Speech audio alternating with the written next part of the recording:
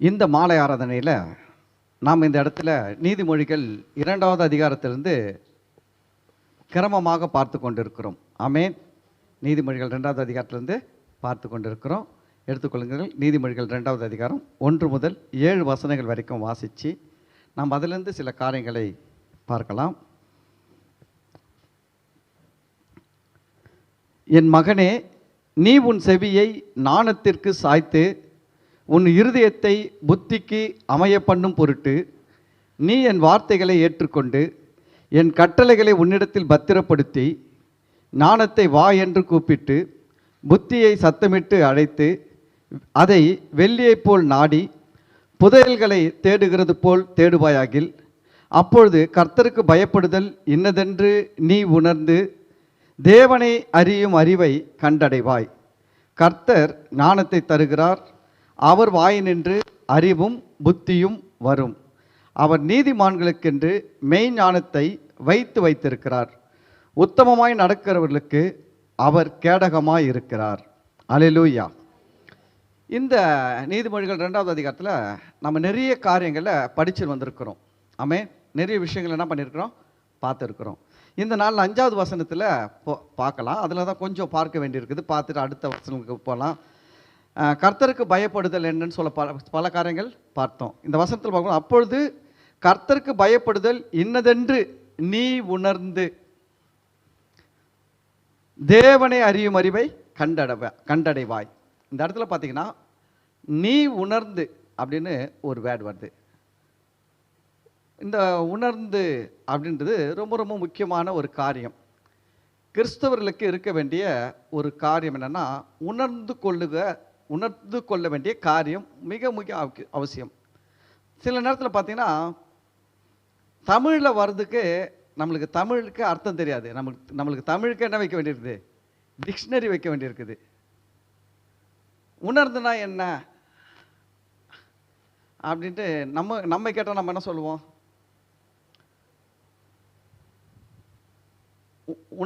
உணர்ந்து இருக்கிறீங்களா, உணர்ந்து கொண்டீர்களா அப்படின்னா என்ன சொல்லுவீங்க நீங்கள்?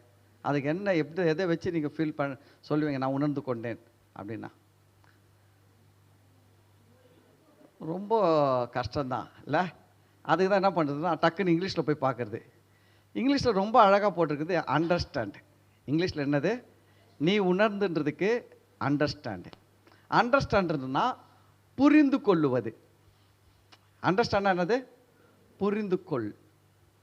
அது ரொம்ப ரொம்ப முக்கியம். இப்போ பாருங்க, நீ புரிந்து கொண்டு அப்படின்ன உடனே நமக்கு என்ன புரியுது. ஓஹோ, ஒரு காரியத்தை பற்றி நம்ம என்ன பண்ணோம், நல்லா தெரிஞ்சுக்கணும், புரிஞ்சுக்கணும், அறிந்து கொள்ளணும் அப்படின்றத வேதம் சொல்லுகிறது அப்படின்ட்டு.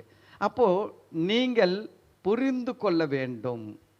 நீங்கள் புரிந்து கொண்டு தேவனை அறியும் அறிவை கண்டடைவாய். கவனிங்க, நீங்கள் எவ்வளவாய் தேவனை புரிந்து கொள்ளுகிறீர்களோ, தேவனுடைய வார்த்தைகளை புரிந்து கொள்ளுகிறீர்களோ, புரியுதுங்களா, அவ்வளவாய் நீங்கள் தேவனை அறியும் அறிவை கண்டடைவீர்கள்.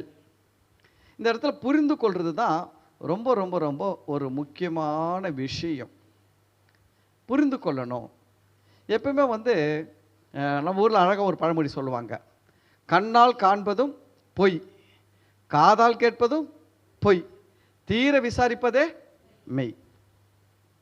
எப்பவுமே நம்ம என்ன பண்ணக்கூடாதுன்னா, கண்ணால் பார்க்குறத காதால் யாரும் சொல்கிறதெல்லாம் கேட்டுக்கின்னு முடிவு பண்ணவே கூடாது. தீர விசாரித்து, அதுதான் கோர்ட்டில் போயிட்டு நீங்கள் யாரும் போயிட்டு சார் இவன் கொலை பண்ணா சார் அப்படின்னா என்ன பண்ணாது, கோர்ட்டு ஏற்றுக்காது. கண்ணால் பார்த்தான்னு சொன்னால் கூட, நான் கண்ணால் பார்த்தான்னா கூட கோர்ட்டு என்ன பண்ணுது, பார்த்துட்டியா, ஓகே தூக்கு தண்டனை ஆயுள் தானே கொடுக்காது. விசாரிக்கும் தீவிரமாக. நீ எதுக்கு அங்கே போன, இவன் கொலை பண்ணுற நேரத்தில் நீ எதுக்கு அங்கே போன, கேட்குறீங்களா?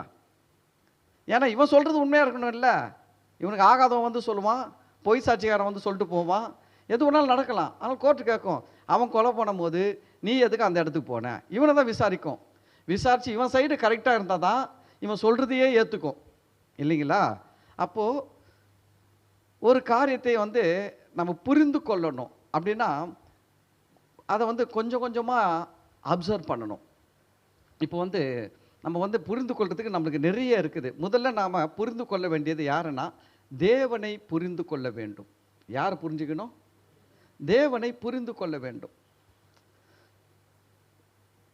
சில கணவன் மனைவிக்கு இடையில் பார்த்தீங்கன்னா கருத்து வேறுபாடு வரும், சண்டை வரும், பிரச்சனை வரும். எப்போ பார்த்தாலும் காரணம் என்னன்னா, ஒருத்தரை ஒருத்தர் புரிந்து கொள்வதில் குறைவாக இருக்கிறார்கள். ஒருத்தர் ஒருத்தர் என்ன பண்ணுறது இல்லைல்ல, புரிந்து கொள்வதில் பிரச்சனை. அதனால தான் குடும்பத்தில் என்ன வருது? பிரச்சனை. சில நேரத்தில் பெற்றோர் பிள்ளைகளுக்குள்ள பிரச்சனை வருதா, வரலீங்களா? வருது. காரணம் என்னன்னா, இதில் யாரோ ஒருத்தர் என்ன பண்ணுறதுனா புரிந்து கொள்வதில் தவறுகிறார்கள். புரிந்து கொள்றதுல தவறுதுனால பிரச்சனை அந்த இடத்துல உருவாகி விடுகிறது. அப்போ புரிந்து கொள்ளுகிறது நமக்கு ரொம்ப ரொம்ப முக்கியம். ஒன்று சொல்லட்டுங்களா?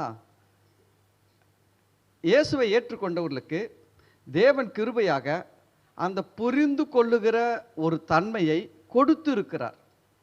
தெரியுங்களா உங்களுக்கு? இயேசுவை ஏற்றுக்கொண்ட ஒவ்வொருத்தருக்கும் ஒவ்வொரு காரியத்தையும் உணர்ந்து கொள்ளக்கூடிய, புரிந்து கொள்ளக்கூடிய ஒரு தன்மையை கொடுத்துருக்கிறார். நம்ம ஏசாயால 11வது அதிகாரம், ஏசாயா தீர்க்க தரிசன புஸ்தகம் 11வது அதிகாரத்தில் போகலாம் வாங்க. ஏசாயா தீர்க்க தரிசன புஸ்தகம் 11வது அதிகாரத்தில் போனீங்கன்னா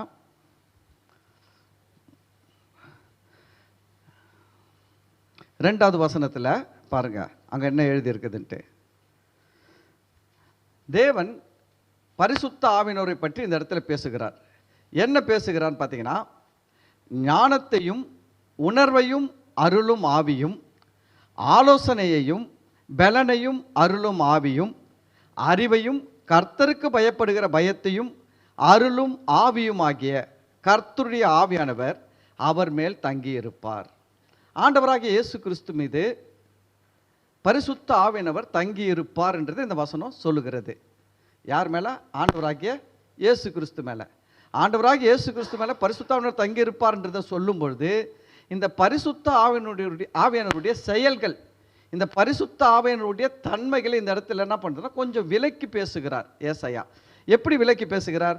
பரிசுத்த ஆவியானவர் எப்படிப்பட்டவராக இருக்கிறார் அப்படின்னு பார்த்தீங்கன்னா, அந்த பரிசுத்த ஆவியானவருக்கு என்ன, அவருக்குள்ளே என்ன இருக்குதுன்னா ஞானத்தின் ஆவியானவர். பரிசுத்த ஆவியானவர் என்ன ஆவியானவர்?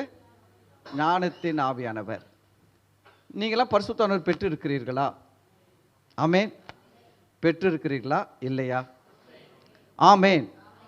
நீங்களாம் பரிசுத்த ஆவியானவரை பெற்று இருக்கிறீங்க. பரிசுத்த ஆவியானவரை பெற்று இருக்கிறதுனால தான் இங்கே உட்காந்துன்னு இருக்கிறீங்க. இல்லைன்னா சிஎஸ்கே மேட்சில் உட்காந்துருந்து இருப்பீங்க. அல்லேலூயா. நிறைய பேர் சிஎஸ்கே மேட்சில் உட்காந்துக்கிறான், அவன் பரிசுத்த ஆவியானவர் பெற்று இருக்கிறான், ஆனால் பரிசுத்த ஆவியானவருக்கு கீழ்ப்படியில. எனக்கு கூட இன்றைக்கி வந்து பார்த்தீங்கன்னா திருப்பூரில் ஒரு ஓப்பன் மீட்டிங்கில் அழைப்பு இருக்குது. பேசுறதுக்கு அழைப்பு இல்லை, வா கண்டிப்பாக வரணும் பாஸ்டர்ன்ட்டு. அது ஒரு ஓப்பன் மீட்டிங் நடக்குது திருப்பூருக்குள்ளே தாண்டி. நான் சொல்லிட்டேன், போன வாரம் நான் ஈவினிங் சர்வீஸ் நடத்தலை, அதனால் இந்த வாரமாக நான் என்ன பண்ண முடியாது, கேன்சல் பண்ணிட்டு வர மாட்டேன். நான் என் சபை மக்களுக்கு போதிக்கணும். நான் போயிட்டு இருக்கலாம், வெயில் அதிகமாக இருக்குது, லீவ் விட்டுறலாம் மே மாதத்தில். இல்லை, ஒருத்தர்னா கூட நான் ஒரே ஒரு ஆளுக்கு கூட நான் ஒரு சத்தியத்தை போதிக்கிற நான் ரொம்ப சந்தோஷப்படுறேன். அது என்னுடைய கடமையாக நான் நினைக்கிறேன். ஆமேன். சரி, அப்போது நீங்கள் பரிசுத்த ஆவியானவரை பெற்றிருக்கிறதுனால தான் இங்கே இருக்கிறீங்க. அது நல்லா ஞாபகம் வச்சுக்கோங்க. ஒரு மனுஷன் சபைக்கு வரானா சும்மா வரலங்க, அவனுக்குள்ளே பரிசுத்த ஆவியானவர் வேலை செய்கிறார். ஒரு மனுஷன் ஞானஸ்நானம் எடுக்கிறான்னா சும்மா எடுக்கல, பரிசுத்த ஆவியானவர் உள்ளே இருக்கிறதுனால தான் அதெல்லாம் செய்கிறான். புரியுதுங்களா? ஒருத்தன் ஜபம் பண்ணுறான்னா பரிசுத்த ஆவியானவர் உள்ளே இருக்கிறாரு. எல்லாமே ஆவியானவர் இல்லைன்னா அவன் ஆண்டவருக்குள்ளேயே வரமாட்டான், ஆண்டவருக்கு வெளியில் இருப்பான். ஆனால் ஒரு மனுஷன் ஆண்டவருக்குள்ளே இருக்கிறானாலுமே பரிசுத்த ஆவியானவர் இருக்கார். ஆனால் அந்த ஆவியானவருக்குள்ளே என்ன இருக்குது அப்படின்னு பார்த்தீங்கன்னா, உங்களுக்குள்ளே இருக்கிற ஆவியானவர் சாதாரண வெறும் பரிசுத்த ஆவியானவர் கிடையாது, அவர் ஞானத்தை அருளுகிற ஆவியானவர். அப்போ உங்களுக்கு ஞானம் வருமா வராதா? கண்டிப்பாக வரும். உங்களுக்கு என்ன வரும்? ஞானம் வரும்.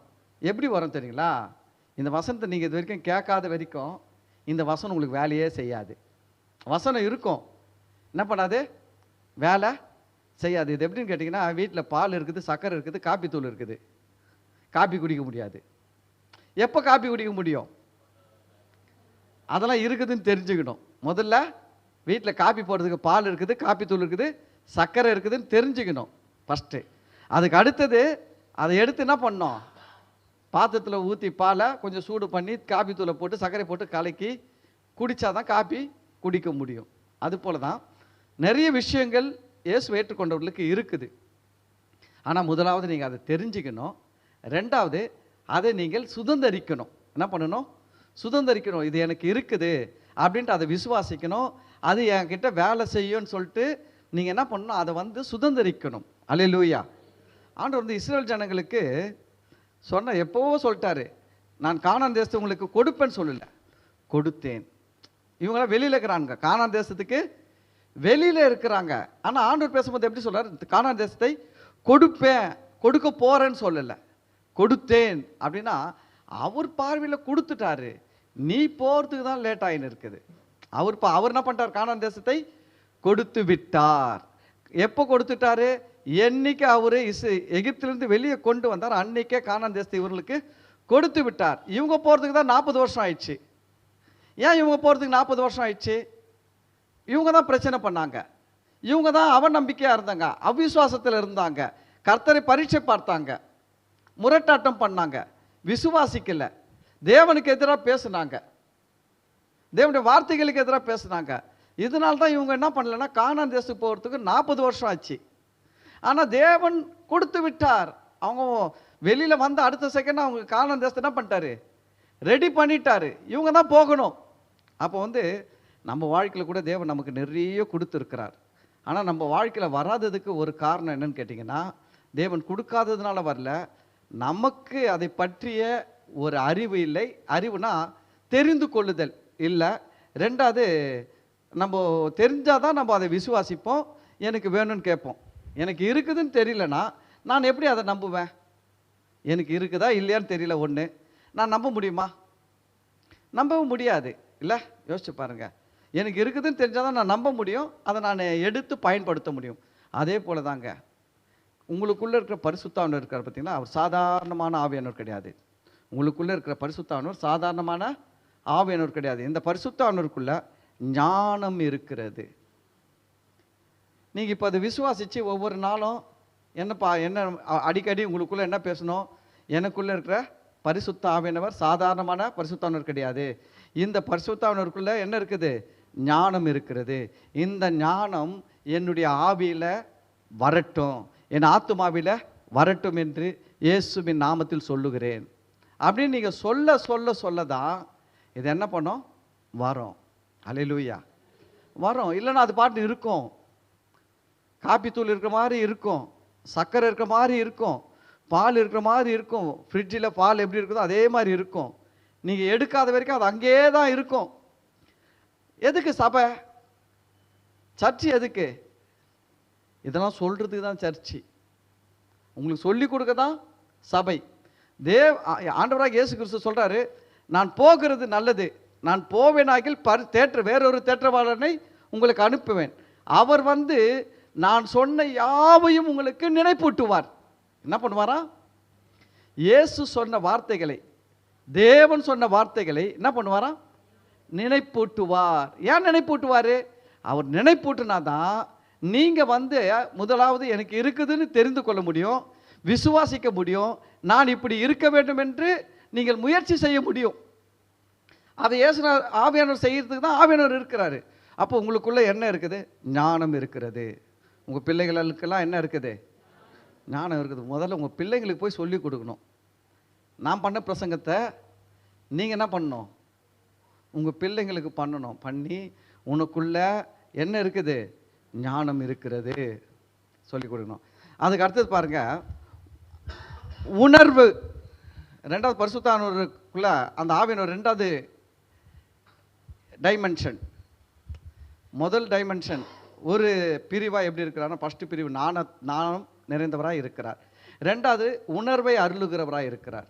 அப்போ இந்த பரிசுத்தானவர் உங்களுக்குள்ளே இருக்கிறதுனால உங்களால் புரிந்து கொள்ள முடியும். உங்களால் என்ன பண்ண முடியும்? புரிந்து கொள்ள முடியும். ஒரு மனுஷனை புரிந்து கொள்ள முடியும், கடவுளை புரிந்து கொள்ள முடியும், புரிந்துங்களா? இந்த உலகத்தை புரிந்து கொள்ள முடியும். எல்லாவற்றையும் புரிந்து கொள்ளுகிற ஒரு தன்மை உங்களுக்கு தானாக கிடைக்க ஆரம்பிக்கும்.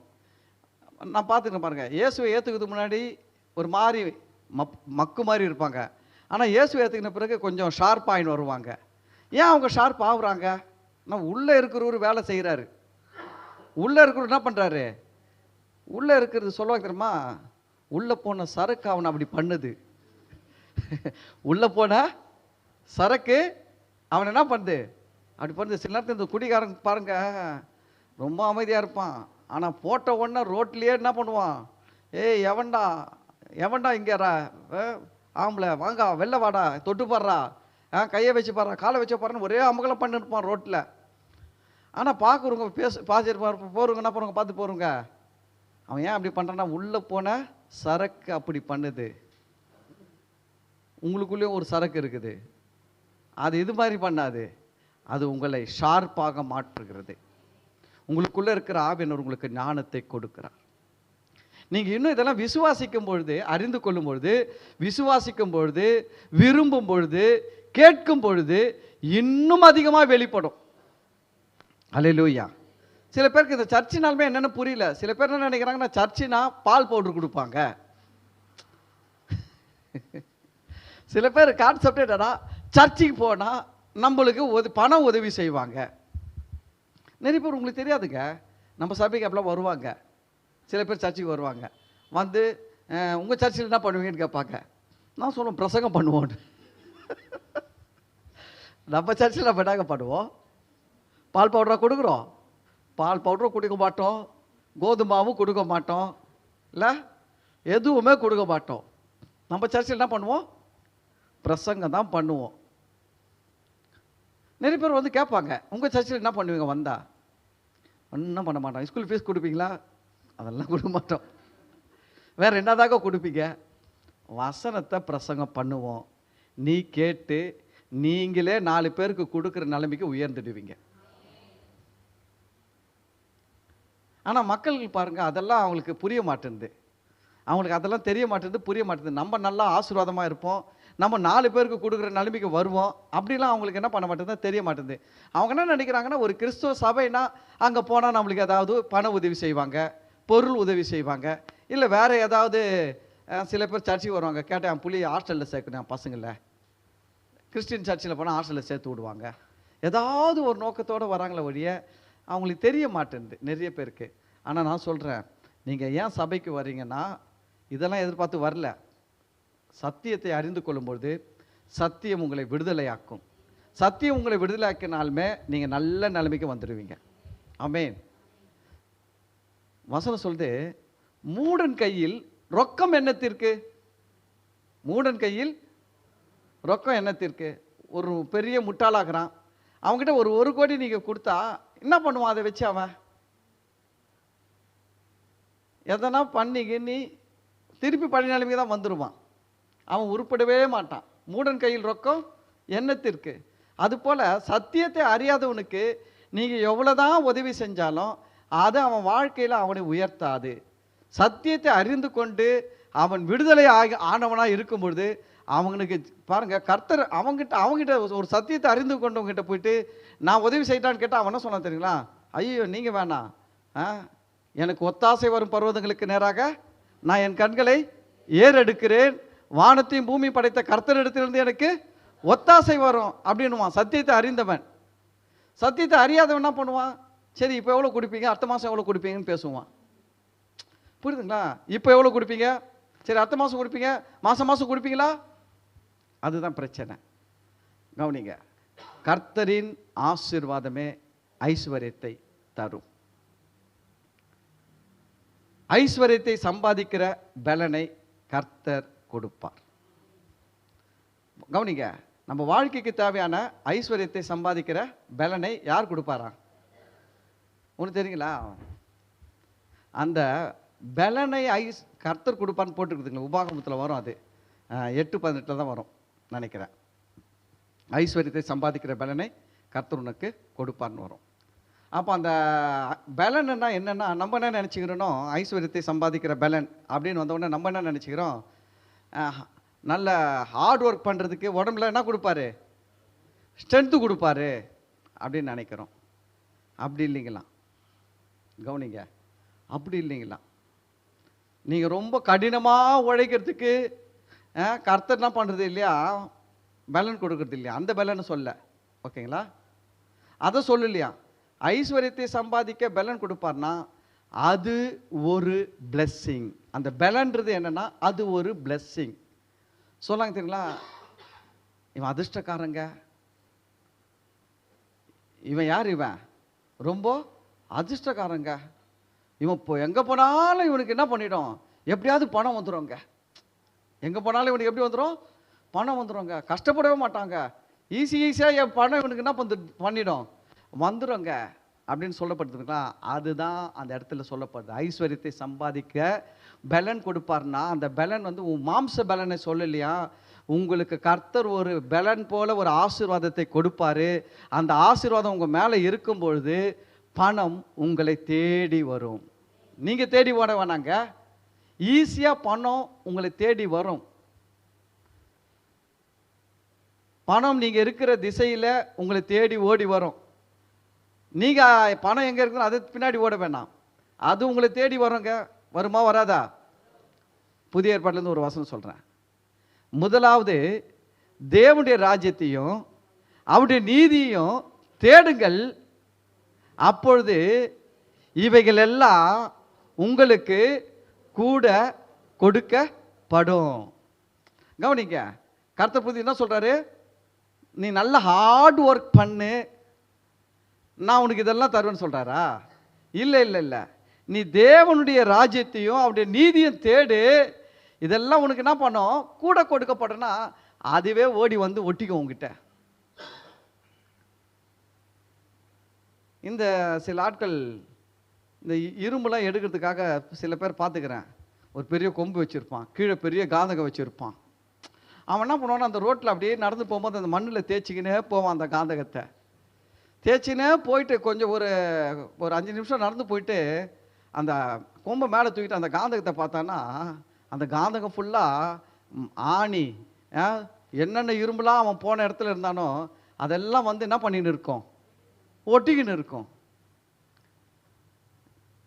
இதெல்லாம் வந்து ஒட்டிக்கிறதுக்கு இந்த காந்தகம் என்ன பண்ணுச்சு, இந்த காந்தகம் எல்லாத்தையும் ஓடி ஓடி போய் இழுத்துன்னு வந்துச்சா, வா வா வா வா வா வா ஓடியா ஓடியா என்கிட்ட வந்துரு. அதுக்குள்ளே ஒரு பவர் இருக்குது. சொல்லுங்க, அதுக்குள்ள ஒரு பவர் இருக்குது.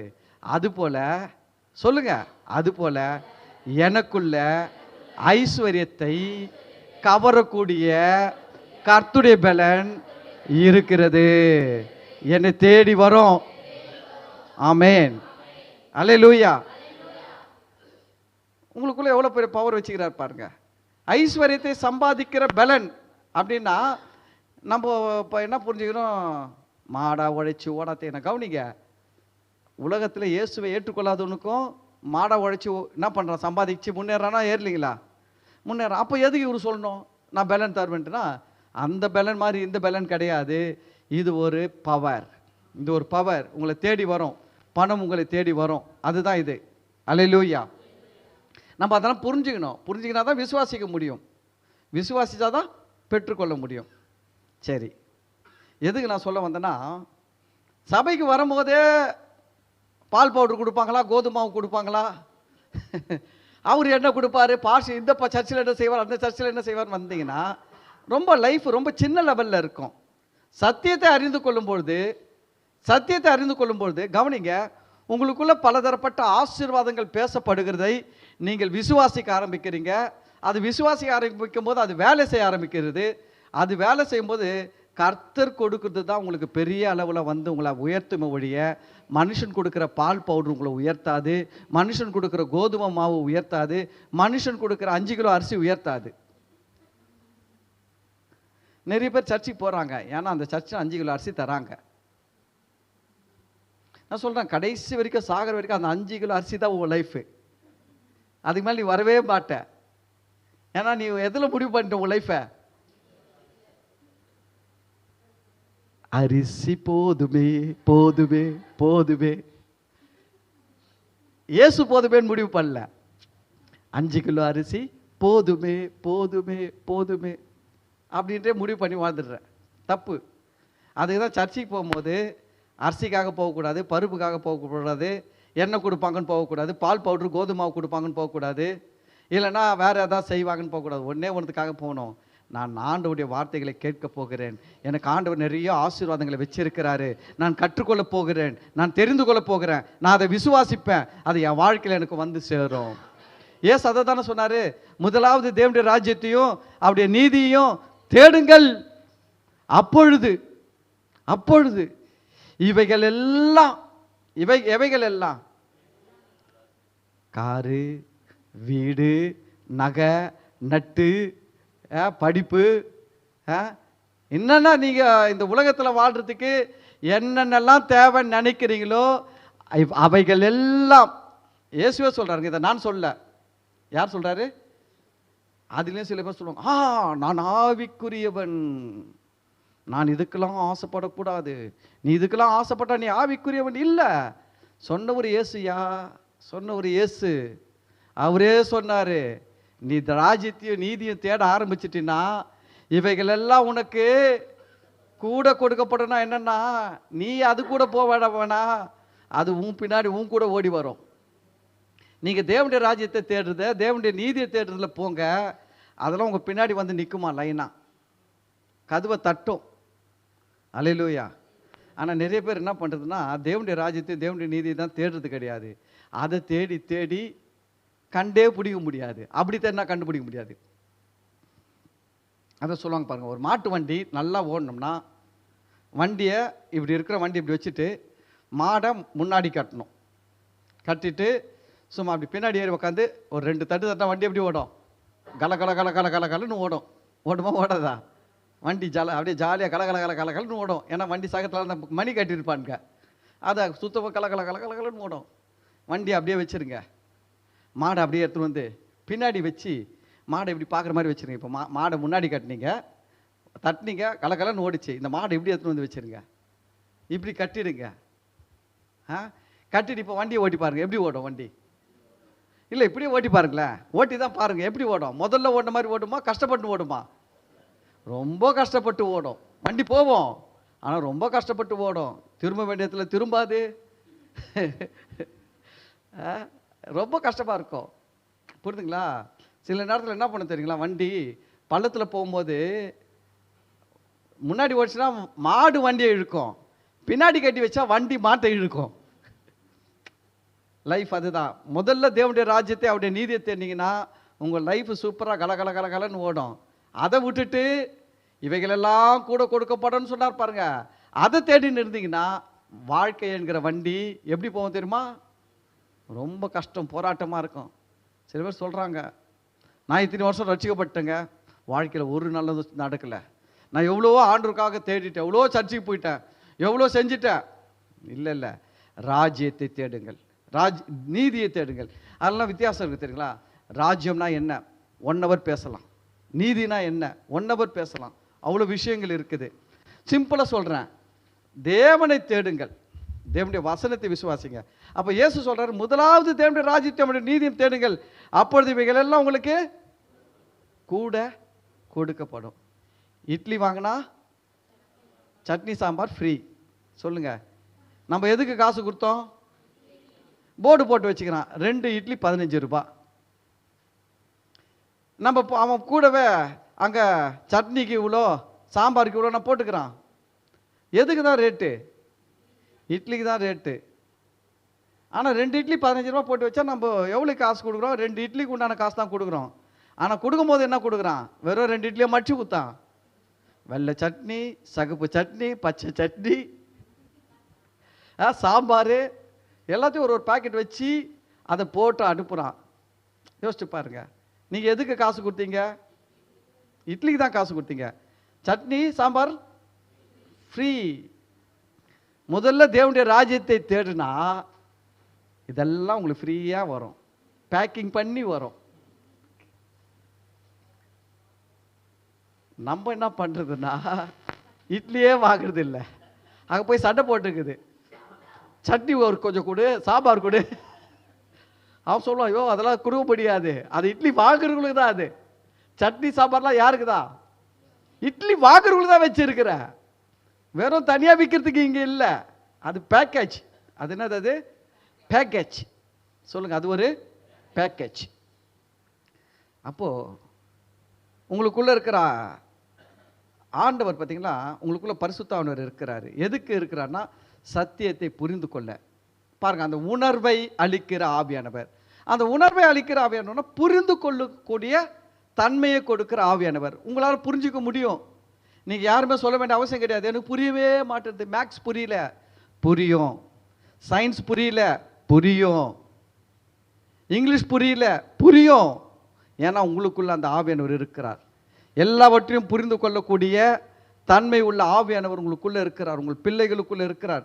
நீங்கள் சொல்லணும். பிள்ளைங்க சொல்லும், எனக்கு மேக்ஸ் வராது. நம்ம உடனே சரி மேக்ஸ் வராதான், சயின்ஸுக்கு போயிடு. அப்படி படுறதுக்கு பதிலாக முதல்ல வசனத்தை சொல்லிக் கொடுங்க. உனக்குள்ள ஞானத்தை அருளும் ஆவியாகிய, உணர்வை அருளும் ஆவியாகிய பரிசுத்த ஆவியானவர் இருக்கிறார். உன்னால் புரிந்து கொள்ள முடியும், உன்னால் டெவலப் ஆக முடியும். அல்லேலூயா. அதை சொல்லிக் கொடுங்க. நீங்கள் 4 முறை சொல்லிக் கொடுங்க. அது கற்றுக்கிச்சுன்னா, பிள்ளைங்க கற்றுக்கிச்சுன்னா, நம்மளை விட பிள்ளைகள் நல்லா கற்றுக்கும், நம்மளை விட பிள்ளைகள் நல்லா விசுவாசிக்கும். நம்மக்கிட்ட தான் மண்டையில் தகராறு இருக்குது நிறைய. நம்மகிட்ட நிறைய எவ்வளோ பெருசாக வளர்ந்து இருக்கிறோமோ அந்த அளவுக்கு அவிசுவாசம் என்கிற அனுபவமும் வளர்ந்து இருக்குது. கூடவே எவ்வளோ வளர்ந்துருக்கிறோமோ அந்த அளவுக்கு அனுபவமும் வளர்ந்துருக்குது. இந்த அனுபவம் தான் ஒரு அவிசுவாசம். இதுதான் நம்மளை அடிக்கடி தடுத்துனே இருக்கும். அவர் சொல்லுவார், பாஸ்டர் வாடி கையை பிடிச்சிட்டு, உனக்கு என்ன தெரியும், என் அனுபவம் என்னன்னு தெரியுமா, நான் எவ்வளோ எந்தெந்த வழியிலலாம் போயிருக்கேன் வாழ்க்கையிலன்னு தெரியுமா, அவர் பேசுவார், வா வா அப்படி இந்த அனுபவம் இழுத்துன்னு போயிடும். அதனால் நான் என்ன சொல்கிறேன்னா, உங்களுக்குள்ளே இருக்கிற ஆவியானவர் புரிந்து கொள்ளக்கூடிய ஆவியானவர். எதையும் உங்களால் புரிந்து கொள்ள முடியும். புரிந்துங்களா? இன்னும் கூட சொல்கிறேன், கேட்டுக்கங்களேன். உங்கள் வாழ்க்கையில் நடக்கிற காரியங்களெல்லாம் முன்கூட்டியே புரிந்து கொள்ள முடியும், உணர்ந்து கொள்ள முடியும். அப்படி ஒரு கெப்பாசிட்டிலாம் ஆண்டவர் கொடுத்துக்கிறாரு. உங்களுக்குள்ளே இருக்கிற ஆவியானவருக்குள்ள உங்களுக்கு என்ன நடக்க போகுதுன்றதையே முன்கூட்டியே என்ன பண்ணிக்கொள்ள முடியும், புரிந்து கொள்ள முடியும். அந்த ஆவியானவர் உள்ளுக்குள்ளே இருக்கிற ஆவியானவர் சாதாரண ஆவியானவர் கிடையாதுங்க. பரிசுத்த ஆவியானவர் சாதாரணமானவரே கிடையாது. பிதா, இயேசு கிறிஸ்து, பரிசுத்த ஆவியானவர் மூவரும் ஒன்றாக இருக்கிறார்கள். மூவரும் ஒன்றாக இருக்கிறார்கள். அல்லேலூயா. இது எப்படின்னு கேட்டிங்கன்னு வச்சுக்கோங்க,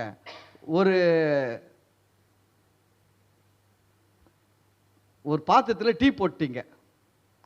3 கிளாஸில் டீ போட்டு சர்க்கரைலாம் போட்டு கலந்துட்டீங்க. 3 கிளாஸில் ஊற்றி வச்சுட்டீங்க. 3 கிளாஸில் ஊற்றி வச்சிட்டீங்க. இது கலரில் எப்படி இருக்கும்? ஒன்றா இருக்கும். ஹீட்டில் எப்படி இருக்கும்? ஒன்றா இருக்கும். டேஸ்ட்டில் எப்படி இருக்கும்? ஒன்றா இருக்கும். இதில் எதுவுமே டிஃப்ரெண்ட்டு கிடையாது. புரியுதுங்களா? ஒரு டீ, நீங்கள் போட்ட டீ ஒன்று பிரதமர் குடிக்கிறாரு, ஒன்று நடுத்தரம் குடிக்கிறான், இன்னொருத்தன் ரொம்ப ஏழையாக பிளாட்ஃபார்மில் இருக்கிறவன் குடிக்கிறான். ஆனால் இந்த 3 டீயும் ஒரே டேஸ்ட்டு தான். பிரதமர் குடிக்கிறதுனால அந்த டீ ரொம்ப வசதி ஆகிடாது, ஒரே டீ தான். அதுபோல் தாங்க பிதா, வார்த்தை, பரிசுத்த ஆவியானவர் மூவரும் ஒன்றாக இருக்கிறார்களா? கவனிங்க, பிதாவாகிய தேவனுக்குள்ள என்ன வல்லமைகள் இருக்கிறதோ, என்ன ஆளுகைகள் இருக்கிறதோ, அது எல்லாம் ஆண்டவராகிய இயேசு கிறிஸ்துவுக்கு என்னெல்லாம் அதிகாரம் இருந்ததோ, என்னெல்லாம் வல்லமைகள் இருந்ததோ, அதெல்லாம் பரிசுத்த ஆவியாகிய தேவனுக்குள்ளும் இருக்கிறது. அந்த பரிசுத்த ஆவியானவராகிய தேவன் உங்களுக்குள்ளே இருக்கிறார். அல்லேலூயா. உங்களுக்குள்ளே யார் இருக்கிறது? பரிசுத்த ஆவியானவர் இருக்கிறார். நான் சொல்லட்டுங்களா? என் லைஃப்பில் சொன்னால் நீங்கள் சிரிப்பீங்க, சிரித்தாலும் பரவாயில்ல, சொல்லிடுறேன். எனக்கு தனியாக படுக்கிறதுக்கு பயம். சொன்னால் நம்ப மாட்டேங்க, தனியாகவே படுக்க மாட்டேன். நாங்கள் பிறந்து வளர்ந்ததுலேருந்து ஒரு குடும்பமாகவே இருந்துட்டோமா, அதனால் குடும்பமாகவே படுத்து பழக்கம், குடும்பமாகவே தூங்கி பழக்கம், தனியாக படுத்தே பழக்கம் கிடையாது. நான் ஒரு 5ஆவதுலாம் படிக்கும்போது எங்கள் அம்மா என்ன பண்ணுவாங்கன்னா, சினிமாவுக்கு போயிடுவாங்க நைட்டில். அப்போல்லாம் வந்து இந்த நைட் ஷோ போகிறதுலாம் அப்படியே என்ன பண்ணுவாங்க தெரியுமா, ஒரு 5 வீடு 10 வீடு சேர்ந்து எல்லாம் பேசிக்கின்னு மொத்தமாக அது ஒரு ப்ரோக்ராம் மாதிரி ஃபிக்ஸ் பண்ணிக்கின்னு எல்லாம் கும்பலாக சேர்ந்து படத்துக்கு போயிடுவாங்க. இப்படி படத்துக்கு போகும்போது என்ன பண்ணுவாங்க, என்னையும் எங்கள் தம்பி எங்கள் அம்மா விட்டுட்டு போயிடுவாங்க. எங்கள் தம்பி நல்லா தூங்கின்னு இருப்பான், ஆனால் நான் தூங்கவே மாட்டேன். எங்கள் அம்மா போக போகிறாங்கன்னு தெரியும். அதுக்கு முன்னாடி எவ்வளோ அழ முடியுமோ அழுது கேட்பேன். என்னை கூப்பிட்டு போயிட்டு அதெல்லாம் முடியாது. உன்னை கூப்பிட்டு போனால் அவனை கூப்பிட்டு போகணும். அவன் சின்ன பையன் தூங்குறான்ல, நீ மரியாதை தூங்குன்ட்டு முடிச்சுருந்தா உதைப்பாங்கன்னு சொல்லிட்டு கண்ணு முடியினா படுத்துட்டு இருக்குது. எல்லாம் பேசுறதுலாம் கேட்கும், ட்ரெஸ்ஸை மாற்றுறதுலாம் கேட்கும். எல்லாம் பெட்ஷீட் போயிட்டு கம்முன்னு இருப்பேன். விளக்கு மட்டும் சின்ன விளக்கு எரிஞ்சிருக்கும். எல்லாம் கிளம்பி பக்கத்து வீடு அக்கத்து வீட்டில் ரெடியாகி எல்லாம் மொத்தமாக கிளம்பி போயிடுவாங்க. வீட்டில் நானும் எங்கள் தம்பியை தான் இருப்போம். அவன் நல்லா தூங்கின்னு இருப்பான். எனக்கு செம்ம பயம் பாருங்கள். நான் தூங்க மாட்டேன். நான் என்ன பண்ணுவேன், வெளியில் வந்து இது மாதிரி ஹவுசிங் போர்டு தான், பால்கனிலே நின்றுன்னு இருப்பாங்க. சொன்னால் நம்ப மாட்டீங்க, அவங்க 10 மணிக்கு போயிட்டு 1 மணிக்கு முடிச்சுட்டு வருவாங்க. படம் முடிச்சுட்டு வர வரைக்கும் பால்கனியில் நின்றுக்கின்னு ரோட்டில் யாருன்னா போகிறதுக்குள்ளே பார்த்துருவோம். ஒரு ஆள் போகிறத பார்த்தா தைரியம் வந்துடும். எங்கேயோ போவார், அவரை பார்த்தா என்ன வந்துடும், தைரியம் வந்துடும். ஆள் போகிறாங்க, லைட்டெல்லாம் எரித பார்த்தா தைரியம். அதுக்கப்புறம் ட்ரெயின்லாம் போவோம் எங்கள் வீட்டு பக்கத்தில், அந்த சத்தத்தெல்லாம் கேட்டால் ஒரு தைரியம் வந்துடும். இவ்வளோ பயங்க, அப்படி தான் இருப்பேன். அங்கேருந்து அப்புறம் 1 மணி ஆகிடும். அப்படி மெதுவாக சத்தம் கேட்கும். சினிமாவுக்கு போயிட்டு வருவாங்க, பேசிட்டு வருவாங்க. அப்படி இருந்துச்சு பேசிட்டு சத்தம் கேட்கும். உஷாராக என்ன பண்ணுறோம், அங்கேருந்து ஆள் நின்னா பார்த்தா தெரியும்னு சொல்லிட்டு ஓரமாக நின்றுக்கிட்டே இருப்பேன். அவங்க கிட்ட வராங்க பார்த்தீங்களா கீழே, அப்போ தான் போயிட்டு உள்ளே போயிட்டு எங்கள் தம்பி பக்கத்தில் 10 பெட்ஷீட் எடுத்து போய்த்திப்பேன். கொஞ்ச நேரம் அப்படி கஷ்டப்பட்டு இருப்பேன். அப்புறம் சீக்கிரம் வந்துடுவாங்க, கதவுலாம் திறப்பாங்க. அதுக்கு பிறகு தூக்கிடுவேன். நான் அதுக்கு பிறகு தூக்கிடுவேன். இது போல் சின்ன வயசுலேருந்து தனியாக தூங்குறதுக்கு ரொம்ப பயந்தவங்க. தனியாகவே தூங்க மாட்டேன். இப்படியே பழகி ஆள் பெருசாகிட்டேன், கல்யாணமாக ஆயிடுச்சு. ஆனால் இப்போ கூட கல்யாணம் ஆகிட்ட பிறகு கூட எனக்கு தனியாக தூங்குறதுக்கு பயம்தான். அதனால் தனியாகவே படுக்க மாட்டேன். லைஃப்பில் தனியாக படுத்தது கிடையாது. சத்தியத்தையும் அறிவுகள், சத்தியம் உங்களை விடுதலை ஆக்கும்னு சொல்கிற வார்த்தை எவ்வளோ உண்மைன்னு சொல்கிறேன் பாருங்கள். வசனம் 2 தீமோத்தேயு 1ஆம் அதிகாரம் 7ஆவது வசனம் சொல்லுகிறது, தேவன் நமக்கு பயமுள்ள ஆவியை கொடாமல் பலமும் அன்பும் தெளிந்த புத்தியும் உள்ள ஆவியை கொடுத்திருக்கிறார். இந்த ஒரு வசனத்தை நான் படிக்கும் பொழுது அன்னைக்கு எனக்குள்ள ஒரு வெளிச்சம், எனக்குள்ள ஒரு ஆவியில விடுதலை. என்ன சொல்லட்டுங்களா, தேவன் எனக்கு என்ன கொடுத்திருக்கிறாரு, பயமுள்ள ஆவியை கொடுக்கவில்லை. எனக்குள்ள இருக்கிற பரிசுத்தானவர் பயமுள்ள ஆவியானவர் கிடையாது, அவர் தைரியமான ஆவியானவர். நீதிமான்களோ சிங்கத்தை போல் தைரியமாக இருக்கிறார்கள். அல்லேலூயா. அப்போ அந்த ஒரு வசனம் உள்ள போகும்போது அந்த வசனத்தின் மூலமாக நான் ஆண்டவரை, எனக்குள்ள இருக்கிற ஆவியானவரை நான் புரிந்து கொள்ள ஆரம்பிக்கிறேன். எனக்குள்ள இருக்கிற பரிசுத்த ஆவியானவருடைய வல்லமைகளை நான் புரிந்து கொள்ள ஆரம்பிக்கிறேன். இப்போ 5 நாள் மீட்டிங் போனேன். ஒரு ஹோட்டலில் ரூம் எடுத்தேன். சிங்கிள் பெட்ரூம் தான் எடுத்தேன். 5 நாளும் நைட்டு நான் தனியாக தான் தூங்கினேன். யாரும் என் கூட இல்லை. லைட்லாம் ஆஃப் பண்ணிட்டு தான் தூங்கினேன். ஏன்னா கவனிங்க, எனக்குள்ள எது உறுதி ஆயிடுச்சுன்னா, எனக்குள்ள இருக்கிற ஆவியானவர் ஞானத்தை அருளுகிற ஆவியானவர், எனக்குள்ள இருக்கிற ஆவியானவர் உணர்வை அருளுகிற ஆவியானவர், அறிவை அருளுகிற ஆவியானவர், ஆலோசனை தருகிற ஆவியானவர், பலன் தருகிற ஆவியானவர், கர்த்தருக்கு பயப்படுகிற பயத்தை தருகிற ஆவியானவர், பலமுள்ள ஆவியானவர், தைரியமுள்ள ஆவியானவர், தெளிந்த புத்தி உள்ள ஆவியானவர், எனக்குள்ள இருக்கிற ஆவியானவர் அன்பின் ஆவியானவர். இந்த சத்தியங்கள் வரும்பொழுது எனக்குள்ள பாருங்க எவ்வளோ காரியங்கள் விடுதலை ஆக்குறது. அல்லேலூயா.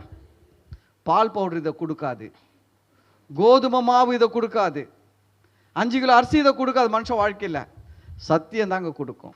அல்லேலூயா.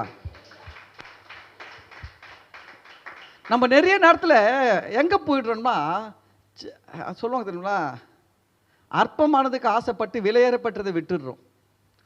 அப்போது நம்மளுக்குள்ளே இருக்கிற ஆவியானவர் பாருங்கள், உங்களுக்குள்ளே இருக்கிற பரிசுத்தானவர் பிதாவாகிய தேவனுக்கு இணையானவர், சமமானவர், அதே வல்லமை உள்ளவர். இயேசு கிறிஸ்து எவ்வளவு வல்லமை உள்ளவராக இருந்தாரோ அதே வல்லமை உள்ள ஆவியானவர் தான் உங்களுக்குள்ளே இருக்கிறார். உங்களுக்குள்ளே இருக்கிற ஆவியானவர் கவனிங்க, இயேசு கிறிஸ்துவின் வாழ்க்கையிலே பார்த்தீங்கன்னா கூட இந்த ஆவியானவர் வந்த பிறகு தான் இயேசு கிறிஸ்து ஊழியத்தில் வல்லமையான செயல்களை செய்ய ஆரம்பித்தார். தெரியுங்களா உங்களுக்கு? அப்போஸ்தலர் 10ஆவது அதிகாரம் எடுங்க.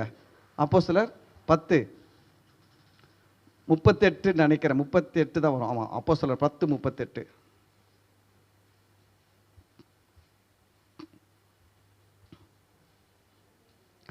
நசரனாகிய இயேசுவை தேவன் பரிசுத்த ஆவினாலும் வல்லமையினாலும் அபிஷேகம் பண்ணினார்.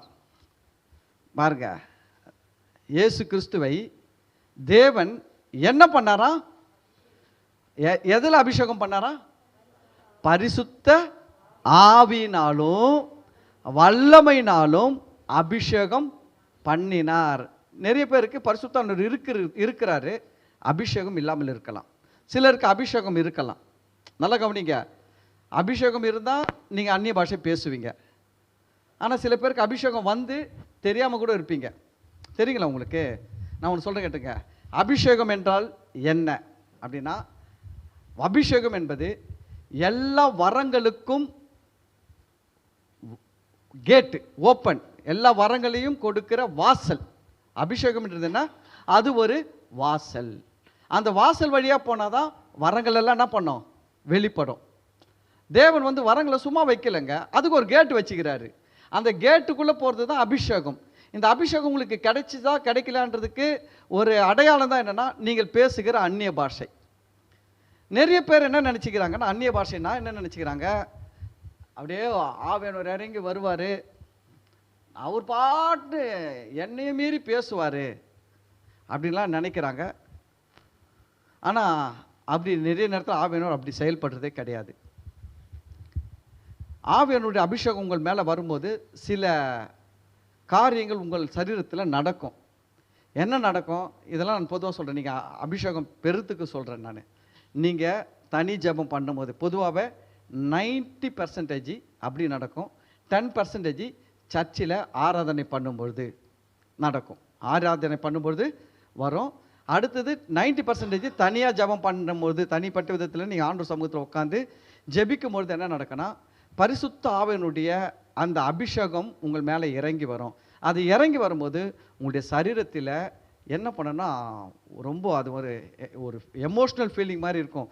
அதை சொல்லுவாங்க, புல்லரிக்குது சொல்லுவாங்க தெரியுமா? சரீரம் என்ன பண்ணுது?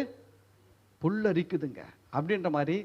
கவனிங்க, கிரிக்கெட்டில் 6 அடித்து கிரவுண்டே கத்துச்சுன்னா எவ்வளோ ஒரு உடம்பு புல்லரிக்குமோ அவ்வளோ பெரிய ஃபீலிங்ஸு, எமோஷ்னலு ஒரு தனி ரூமில் கிடைக்கும்.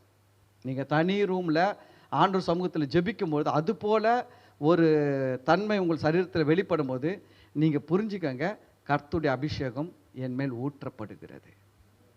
அந்த இடத்துல கர்த்தருடைய பிரசன்னம், கர்த்தருடைய அபிஷேகம் உங்களை என்ன பண்ணுது? நிரப்புகிறது. அப்போ நீங்கள் என்ன பண்ணணும்?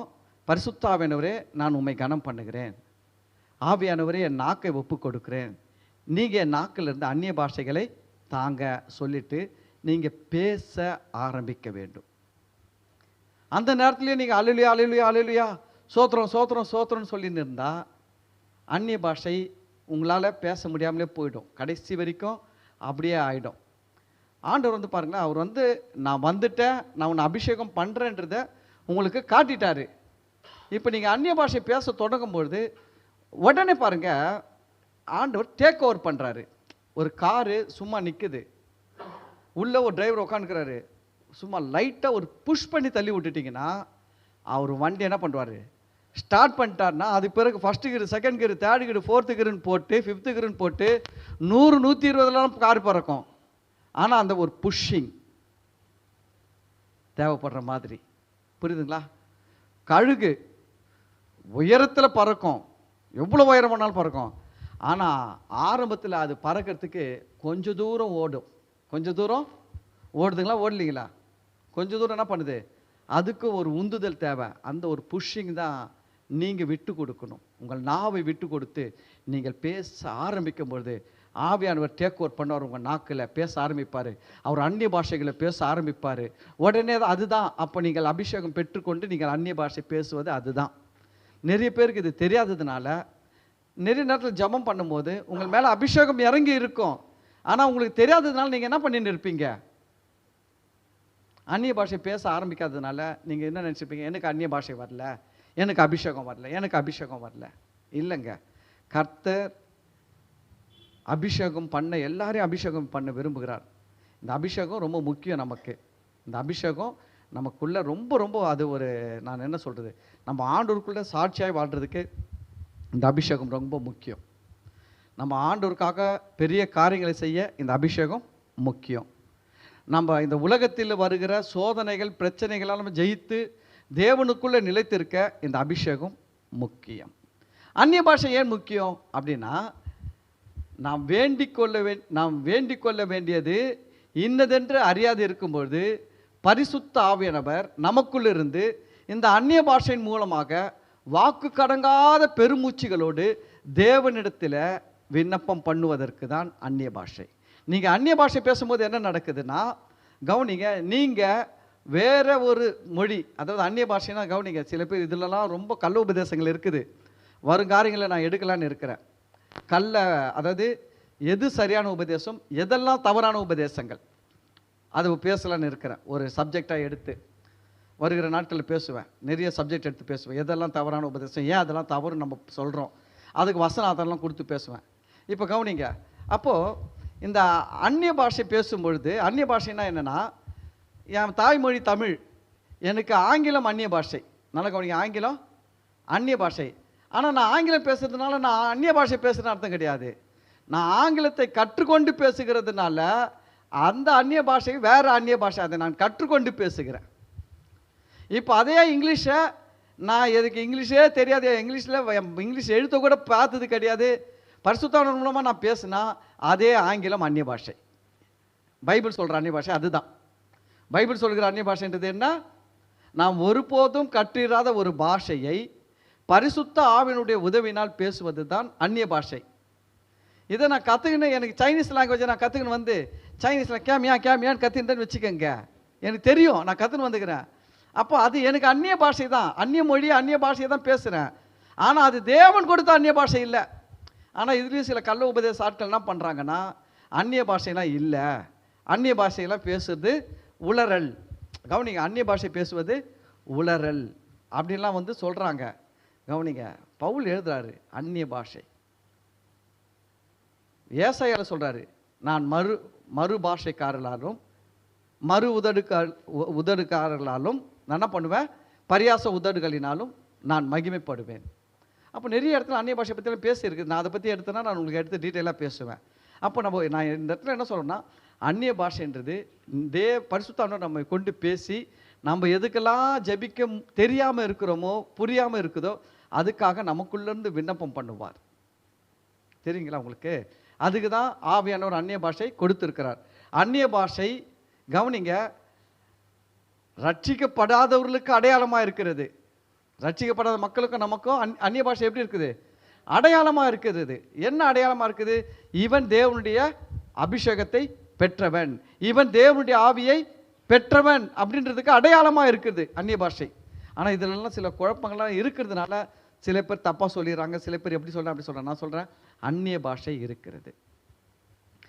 எதுக்கு நான் உங்களுக்கு சொல்ல வந்தேன்னா, என்கிட்ட ஒரு சகோதரி வந்தாங்க, பாஸ்டர் காலையில் 3 மணிக்கு எழுந்திருக்கிறேன், என்னால் ஜபமே பண்ண முடியல, நான் போய் ஜபம் பண்ண உக்காந்தா ஒரே அழ வருது, கண்ணிலேருந்து தண்ணியாக ஊற்றுது, என்னால் ஒரு வார்த்தை கூட என்ன பண்ண முடியல, பேச முடியல. நான் சொன்னேன், நீங்கள் எதுக்கு பேசணுங்க? அப்போ தான் அவங்க சொன்னேன், இது வந்து பரிசுத்தாவினுடைய அபிஷேகம், நீங்கள் வாய் திறந்து பேச ஆரம்பிச்சிங்கன்னா கர்த்தர் பரிசுத்தாவினர் அந்நிய பாஷை உங்களுக்கு கொடுப்பார். தெரியல அவங்களுக்கு, இப்போ உங்களுக்கு தெரிஞ்சிருக்குது. இப்போ நாளைக்கு நீங்கள் ஜெபம் பண்ணுறீங்க, இது போலலாம் உங்கள் மேலே அபிஷேகம் ஊற்றப்படும் போது நீங்கள் என்ன பண்ணுவீங்க? அந்நிய பாஷை பேச ஆரம்பிப்பீங்க. சபையில் ஆராதிக்கிறீங்க, அப்போது உங்கள் மேலே அபிஷேகம் ஊற்றப்படும் போது நீங்கள் உங்களை விட்டு கொடுத்து ஆவியானவரே நீங்கள் பேசுங்கன்னு சொல்லிட்டு நாக்கை விட்டு கொடுத்தீங்கன்னா ஆவியானவர் அந்த நேரத்தில் உங்கள் நாக்கிலேருந்து என்ன கொடுப்பாரு? அந்நிய பாஷைகளை கொடுப்பாரு. அல்லேலூயா. அதுக்கு தான் இதெல்லாம் சொல்கிறேன். சரி, அப்போது நசரேயனாகிய இயேசுவை தேவன் பரிசுத்த ஆவினாலும் வல்லமையினாலும் அபிஷேகம் பண்ணினார். தேவன் அவருடனே கூட இருந்தபடினாலே அவர் நன்மை செய்கிறவராயும் பிசாசின் வல்லமையில் அகப்பட்ட யாவரையும் குணமாக்குகிறவராயும் சுற்றி திரிந்தார். இப்போ கவனிங்க, இயேசு கிறிஸ்துக்குள்ள பரிசுத்த ஆவியானவரும் பரிசுத்தாவுடைய வல்லமையும் வந்த பொழுது இயேசு நன்மை செய்கிறவர்னா என்ன? வியாதிகஸ்தர்களை சுகமாக்குகிறவராய். நன்மை செய்கிறவர்னா என்னது? எந்த வியாதிக்கார மேலே கை வச்சாலும் சுகமாகுது. பிசாசு துரத்துனார், பிசாசின் பிடியில் அகப்பட்ட மற்றவர்களை விடுவித்தார். இப்படிப்பட்ட வல்லமைகள்லாம் இயேசு கிறிஸ்துக்கு எப்படி வெளிப்பட்டது? யார் மூலமா வெளிப்பட்டது? பரிசுத்த ஆவியானவர் மூலமாக. இப்போ அதே ஆவியானவர் தான் உங்களுக்குள்ளும் இருக்கிறார். அதுக்கு தான் நான் சொல்றது, ஜெப எண்ணெய் தேவையில்லை, ஜெப தண்ணி தேவையில்லை, ஜெப உப்பு தேவையில்லை, வேற என்ன இருக்குது? ஜெப கர்ச்சிப்பு தேவையில்லை, வேற ஜெப சாவி தேவையில்லை. என்னமோ வந்துன்னு இருக்குது புதுசு புதுசாக. நான் இன்னும் அப்டேட் ஆகலை இந்த விஷயத்தில். ஜெப சாம்பல் தேவையில்லை.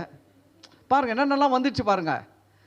ஏன்னா இவங்கெல்லாம் எதுக்கு இதை வச்சிருக்கிறாங்கன்னா, இருக்கும் இடத்தை விட்டு இல்லாத இடம் தேடி அலைகின்ற ஞான தங்கங்கள் இதெல்லாம். இது ஞான தங்கம் சொல்லக்கூடாது, அஞ்ஞான தங்கம். ஞான தங்கம் வந்தால் கண்டுபிடிச்சிருக்கோம் இருக்கிற இடத்த. இது இருக்கிற இடத்த விட்டுட்டு இல்லாத இடத்துல போயிட்டு ஜெப சாம்பல், ஜெப எண்ணெய், ஜெப தண்ணி, ஜெப உப்பு, ஐயோ ஐயோ, ஜெப கர்ச்சிப்பு, அபிஷேகம், என் மேலே இருக்கிற ஜெப கர்ச்சிப்பை உனக்கு வீசுகிறேன். 10 பேர் பிடிச்சி 10 கிழி கிழிச்சு விழ வேண்டியதான் கீழே. கவனிங்க, உங்களுக்குள்ள இருக்கிறவர் பெரியவர். இவர் யோனாவிலும் பெரியவர், சாலமோனிலும் பெரியவர், தேவாலயத்திலும் பெரியவர். உலகத்தில் இருக்கிற சாத்தானை விட உங்களுக்குள்ள இருக்கிற பரிசுத்த ஆவியானவர் பெரியவர். அல்லேலூயா. எதுங்க முக்கியம்? சத்தியம் முக்கியமா, கோதுமாவா? சத்தியமா, பால் பவுடரா? 5 கிலோ அரிசியா, சத்தியமா? அதெல்லாம் வாழ்க்கையை மாற்றாது, இதுதான் வாழ்க்கையை மாற்றும். அப்போது உங்களுக்குள்ள ஒருத்தர் இருக்கிறாரு, அண்டர்ஸ்டாண்டிங், உணர்வை அளிக்கிற ஆவியானவர். உங்களுக்குள்ள யார் இருக்காரு? உங்களால் புரிஞ்சிக்க முடியும். என்னால் புரிஞ்சிக்க முடியலன்னு சொல்லாதீங்க. உங்களால் புரிஞ்சிக்க முடியும். ஒருத்தன் ஏமாற்ற வரானா உங்களால் புரிஞ்சிக்க முடியும். ஒருத்தன் உங்ககிட்ட ஏதாவது உங்ககிட்ட இருந்து ஏதாவது எடுத்துன்னு போகணுன்னு வரானா அவன் வரும்போதே உங்களால் புரிந்து கொள்ள முடியும். உங்ககிட்ட பழகுகிறவர்களை உங்களால் புரிந்து கொள்ள முடியும். கவனிங்க, ஏன்னா உங்களுக்குள்ள அந்த ஆவியானவர் இருக்கிறார். இந்த இடத்துல எது சொல்றா? நீதிமொழிகளில் நீ உணர்ந்து என்ன பண்ணுவனா, தேவனை அறியும் அறிவை கண்டடைவாய். தேவனை அறியும் அறிவை கண்டடைவாய். கவனிங்க, இப்போ தேவனை அறிகிற அறிவு நமக்கு ரொம்ப முக்கியம். இதன் அடிப்படையில் தான் உங்கள் வாழ்க்கை எப்படி இருக்க போகிறதுன்றது அஸ்திபாரமே இந்த தேவனை அறிகிற அறிவை பொறுத்து தான் இருக்குது. நீங்கள் தேவனை எப்படி அறிந்து வைத்து இருக்கிறீர்களோ அப்படிதான் உங்கள் வாழ்க்கை இருக்க போகிறது, உங்கள் எதிர்காலம் இருக்க போகிறது, நீங்களும் இருக்க போகிறீர்கள். அப்போ தேவனை அறிகிற அறிவு ரொம்ப முக்கியம். ஆமே, அல்லேலூயா. அதனால் அடுத்த வாரத்திலிருந்து நான் பேசுகிறேன். தேவனை அறியும் அறிவில் நாம் எந்தெந்த பகுதிகளில் தேவனை எப்படியெல்லாம் அறிந்து கொள்ள வேண்டும். ஆமே. அதனால் இது ஒரு பெரிய சீரியஸ் மாதிரி போகும்னு நினைக்கிறேன், சீரியல் மாதிரி. இப்போ தான் உணர்ந்து கொள்ளுகிறத பற்றி பேசியிருக்கிறோம். தேவனை அறிகிற அறிவில் எத்தனை வாரம் போவோம்னு தெரியாது, நிறைய இருக்குது. அதில் சப்டிவிஷன்ஸு நிறைய இருக்குது. எண்டிங் தான் தேவனை அறிகிற அறிவை கண்டடைவாய். சப்பு வந்து என்ன இருக்குது? பார்ட் 1, பார்ட் 2, பார்ட் 3, பார்ட் 4 நிறைய போவோம். நம்ம போவோம். ஆமென். ஒன்றும் தப்பு கிடையாது. என்ன சொல்கிறீங்க? ஒரு அதிகாரத்தை முடிக்குது பெரிய விஷயம் இல்லை. அந்த அதிகாரத்துலேருந்து ஒரு வார்த்தையாவது கர்த்தர் பேசினாரான்றது தான் பெரிய விஷயம். 10 அதிகாரம் படித்தோம், ஒரு வார்த்தையும் கர்த்தர் பேசலைன்னா 10 அதிகாரம் படித்ததும் வேஸ்ட்டு தான். ஒரே அதிகாரத்தை படித்து கர்த்தர் ஒரு வார்த்தை மூலமாக பேசிட்டான்னா நான் சொல்கிறேன், அது சூப்பர். மேன். அப்போ வந்து நம்ம நிதானமாக போவோம், நிறைய காரியத்தை கற்றுப்போம். கர்த்தர் உங்களை ஆஸ்வதிப்பார். தொடர்ந்து வாருங்கள், நல்லா ஆண்டுடைய வார்த்தையை கற்றுக்கொள்ளுங்கள். விசுவாசம் கண்டிப்பாக உண்டாகும், தைரியம் வரும், எல்லா வித காரியங்களும் நடக்கும். ஆமென். ஏன்னா இப்போ இன்றைக்கி என்ன கற்றுக்கினீங்க? பரிசுத்த ஆவியானவரை பற்றி கற்றுக்கொண்டீங்க. ஆமென். இந்த ஆவியானவர் உணர்வுள்ள ஆவியானவர், அண்டர்ஸ்டாண்ட் பண்ண பலன் தருகிற ஆவியானவர். இந்த ஆவியானவர் இருந்தாலுமே உங்களுக்கு என்ன பண்ணும்? எல்லாமே புரியும். நான் சொல்கிறேன், நிறைய விஷயங்கள் புரியுங்க. வேலையில் சேருறீங்க, அந்த வேலையை சீக்கிரமாக நீங்கள் கற்றுக்கணும், புரிஞ்சுக்கணும், சூப்பராக வேலை செய்கிறவங்களாம் மாறிடுவீங்க. படிக்கிற பிள்ளைகள் நல்லா படித்து வந்துடுவீங்க.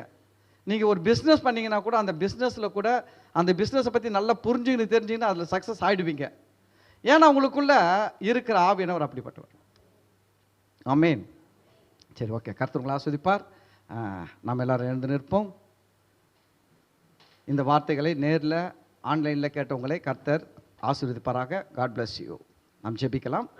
ஸ்தோத்திரம் ஆண்டவரே, இந்த நாளில் இருந்த நல்ல வார்த்தைகளுக்காக நன்றி. பரிசுத்த ஆவியானவரே, நீர் எங்களுக்குள்ள ஞானத்தையும் உணர்வையும் அறிவையும் ஆலோசனையையும் அப்பா பலனையும் ஆண்டவரே கர்த்தருக்கு பயப்படுகிற பயத்தையும் உண்டாக்குகிற ஆவியானவராய் எங்களுக்குள்ளே இருந்து செயல்படுகிறபடியால் உமக்கு நன்றி ஆண்டவரே. நீர் எங்களுக்கு பயமுள்ள ஆவியை கொடாமல் தைரியமும் பலமும் அன்பும் தெளிந்த புத்தியும் உள்ள பரிசுத்த ஆவியானவரை கொடுத்திருப்பதற்காக நன்றி செலுத்துகிறோம். பரிசுத்த ஆவியானவருக்குள்ளே இருக்கிற இந்த எல்லா தன்மைகளும் இயேசு கிறிஸ்துவின் நாமத்தினாலே எங்களுடைய ஆவியில் எங்கள் ஆத்துமாவில இயேசுவின் நாமத்தில் வெளிப்படட்டும், ரெஃப்ளெக்ட் ஆகட்டும் என்று சொல்லுகிறோம். ஆண்டவரே, எங்கள் வாழ்க்கையில் அது எங்களுக்கு பிரயோஜனமாக இருக்கட்டும். உங்கள் நாமத்தை மகிமைப்படுத்த அவைகள் உதவியாக இருக்கட்டும். உங்கள் ராஜ்யத்தை விரிவுபடுத்த அது எங்களுக்கு உதவி செய்யட்டும். இந்த நாளில் வந்து கலந்து கொண்ட ஒவ்வொரு பிள்ளைகளையும் கர்த்தர் ஆசீர்வதிங்க, விசேஷமாக ப்ளஸ் பண்ணுற ஆண்டவரே. உங்கள் இந்த இருக்கிற ஒவ்வொரு பிள்ளைகளுக்கு நேரில் ஆன்லைனில் கேட்குற ஒவ்வொரு பிள்ளைகளுக்கு இந்த அண்டர்ஸ்டாண்டிங் கெப்பாசிட்டி இயேசுவின் நாமத்தினால நாளுக்கு நாள் விருத்தி அடையட்டும் என்று ப்ளஸ் பண்ணுற ஆண்டவரே. ஆண்டவரே, எல்லா விஷயத்தையும் அவர்கள் புரிந்து கொள்கிற தன்மை வரட்டும் ஆண்டவரே. அவர்களுக்கு ஆச்சரியமாக இருக்கணும் ஆண்டவரே. நம்ம இதுக்கு முன்னாடி இப்படி இல்லை, இன்றைக்கி இப்படி இருக்கிறோம்னா எனக்குள்ளே இருக்கிற ஆவியானவர் தான் அப்படின்றத புரிந்து கொண்டு உம்மை மகிமைப்படுத்த உதவி செய்யுங்க. வந்த ஒவ்வொரு பிள்ளைகளையும் ஆசீர்வதிங்க ஆண்டவரே. இந்த வாரம் முழுவதும் நன்மையும் கிருபையும் அவர்களை தொடரட்டும். தொடர்ந்தப்பா இந்த ஆராதனை மூலம் வருகிற மகிமைகளை உமக்கு செலுத்துகிறோம். ஆண்டவராகிய இயேசு கிறிஸ்து நாமத்தில் ஜெபிக்கிறோம், நன்றி செலுத்துகிறோம் நல்ல பிதாவே, ஆமென். நாத்துமாவே கர்த்தரை ஸ்தோத்தரி, என் முழுவலுமே அவர் பரிசுத்த நாமத்தை ஸ்தோத்தரி. நாத்துமாவே கர்த்தரை ஸ்தோத்தரி, கர்த்தர் செய்த சகல உபகாரங்களையும் மறவாதே, ஆமென். பிதாவாகிய தேவனுடைய அன்பும் கர்த்தராகிய இயேசு கிறிஸ்துவின் கிருபையும் பரிசுத்த ஆவியினுடைய அன்யோன்யமும் ஐக்கியமும் ஆசீர்வாதமும் வழிநடத்துதலும் இப்பொழுதும் ஆண்டவராகிய இயேசு கிறிஸ்துவின் வருகை வரையிலும் நம் அனைவரோடும் கூட இருப்பதாக, ஆமென். அல்லேலூயா, அல்லேலூயா, அல்லேலூயா. கர்த்தர் உங்களை எல்லாரையும் ஆஸ்வதிப்பார். God bless you, God bless you, God bless you.